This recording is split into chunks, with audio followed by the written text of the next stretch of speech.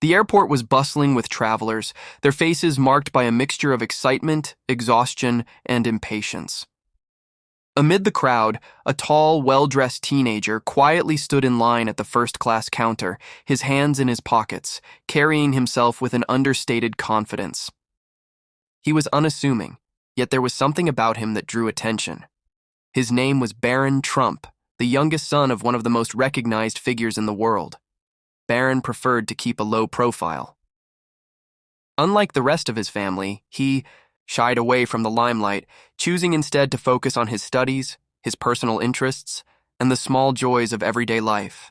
On this particular day, he was traveling alone for a school-related event, eager to enjoy a few hours of peaceful solitude before diving into the whirlwind of activities that awaited him. As Barron approached the check-in counter, he noticed a woman standing next to him. She was impeccably dressed, exuding an air of superiority that seemed almost theatrical. Her sharp heels clicked against the polished airport floor as she impatiently tapped her foot, her eyes darting between her phone and the counter staff. Her demeanor was one of entitlement, as though the world owed her something simply for existing. When Barron handed his ticket to the airline employee, the woman glanced at him briefly, her eyes narrowing in suspicion. She noticed the first class stamp on his boarding pass and immediately scoffed. To her, this boy, despite his evident poise, didn't fit her idea of a first-class passenger. He looked too young, too unassuming. She leaned closer to him, her voice dripping with condescension. "Excuse me," she began, her tone icy. "Are you sure you're in the right line? First class is over here, not economy." Barron turned to her, his expression calm and polite. "Yes, I'm in the right line," he replied softly, handing his boarding pass to the staff for confirmation. The woman's lips curled into a smirk. Well, it's just unusual, don't you think? First class isn't exactly for everyone." Barron raised an eyebrow but chose not to respond immediately. He'd been taught to pick his battles wisely, and he wasn't one to engage in unnecessary conflict. However, the woman's audacity didn't stop there. As the airline employee returned, Barron's boarding pass with a polite smile, the woman stepped forward, her voice raised for everyone around to hear. "I'm sorry, but this is ridiculous. Are we just letting anyone board first class these days?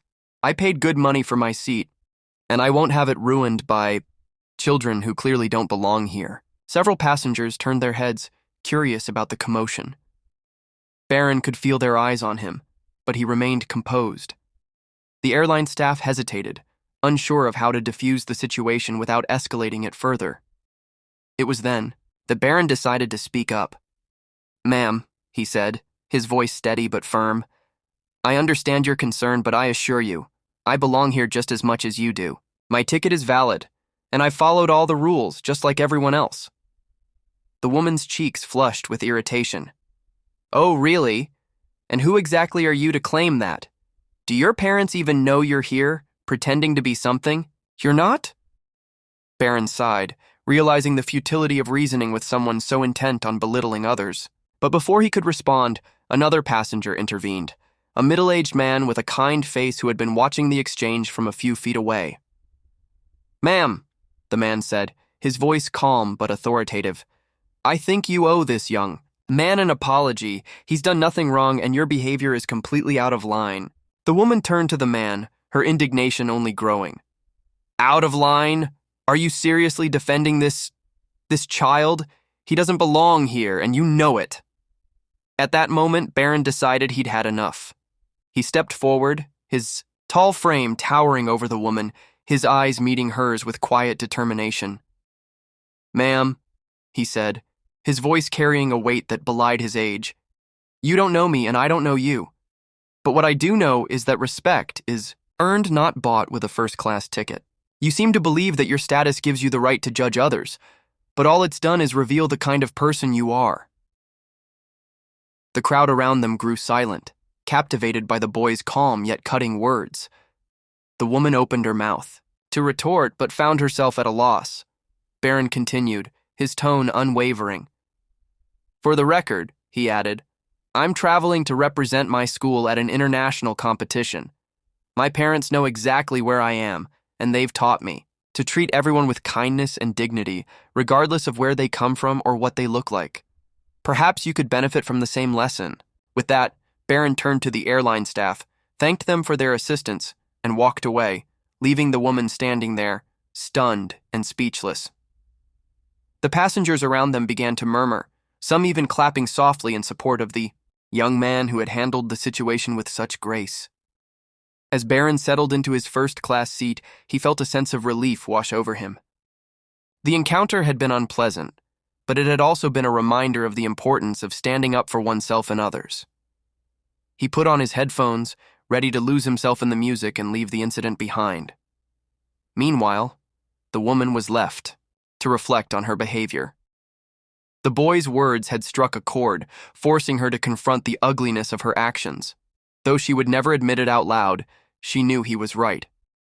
And so, as the plane took off and soared into the sky, the lesson lingered.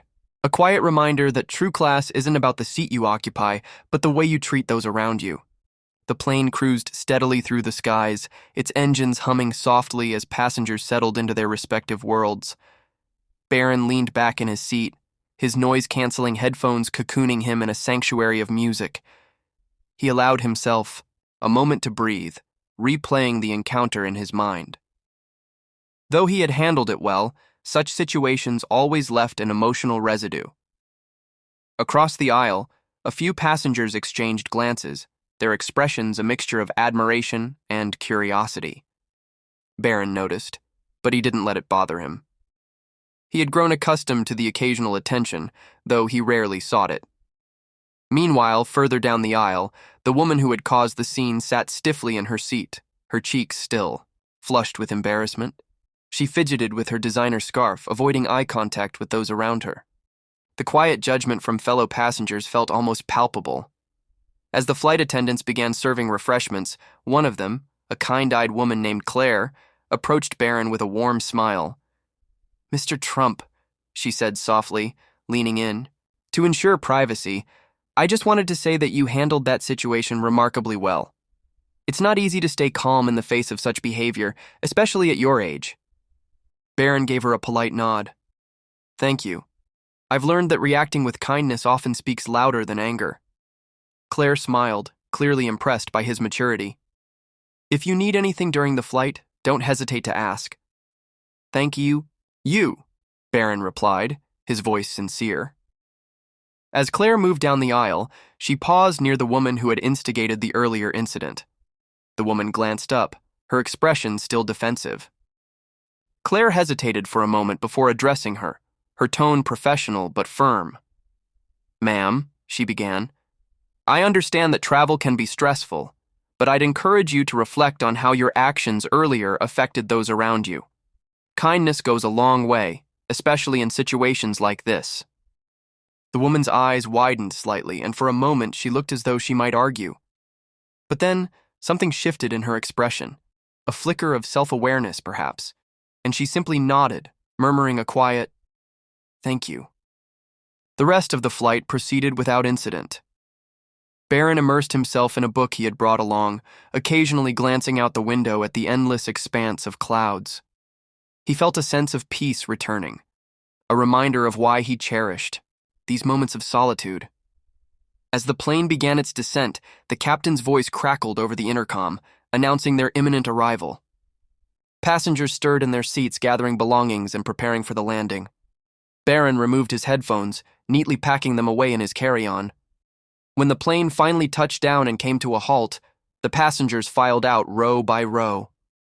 Barron waited patiently, allowing those in a hurry to pass before he stood to retrieve his bag from the overhead compartment. As he turned to leave, he found himself face to face with the woman from earlier. She hesitated, her expression a mixture of guilt and awkwardness.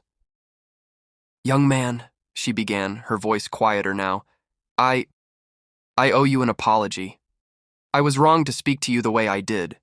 You handled yourself with more grace than I did, and for that, I'm sorry." Barron studied her for a moment, his gaze steady but kind. Then he nodded. "Apology accepted. We all have moments we're not proud of." The woman seemed taken aback by his generosity, but she nodded in gratitude. "Thank you," she said, softly. Barron offered her a small smile before making his way toward the exit. As he stepped into the terminal, he felt a renewed sense of purpose. The world could be unpredictable and challenging, but he was determined to navigate it with the same dignity and strength that his parents had instilled in him. Outside, the crisp air greeted him as he hailed a car to take him to his destination. Though the journey had started with an unexpected challenge, Barron knew it was just one of many moments that would shape him into the person he was meant to become.